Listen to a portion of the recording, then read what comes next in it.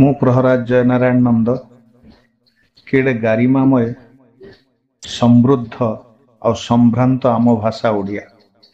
କିଛି କବିଙ୍କର କବିତା ଉଚ୍ଚାରଣ କଲାବେଳେ ଆମେ ନତମସ୍ତକ ହେଇଯାଉ ସେମାନଙ୍କର ଶବ୍ଦ ସଂଯୋଜନା ଆଗରେ। ସେମିତି ଜଣେ କବି ବିପିନ ନାୟକ। ତାଙ୍କର କବିତା ବୟାନ।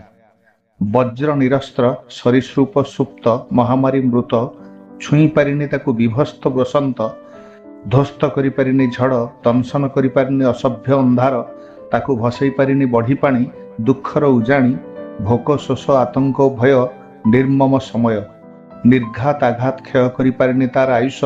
ସେମାନେ ତ ଅଲକ୍ଷ୍ୟରେ ଢାଳି ଦେଇଛନ୍ତି ପାନପାତ୍ରରେ ବିଷ, ତଥାପି ଗୋଟେ ମ୍ଳାନ ଜହ୍ନ ଫୁଲ ସରସ ସକାଳ ତା ଓଠରେ ନେସି ଦେଇଛି ଧାରେ ଗୀତର କୁହୁଡ଼ି କାକରର ହସ। କେମିତି କେଜାଣି ତଥାପି ଅପ୍ରତିହତ ତାର ବାକ୍ ପାଣି ପାଦ ଓ ଉନ୍ମାଦ। ସେ ଯେ ଶିଳାର ସେଜରେ ବହି ଯାଉଥିବା ନଦୀ, ନଦୀରୁ କଅଁଳି ଆସୁଥିବା ଘାସ, ସଶବ୍ଦ ନିଶବ୍ଦ।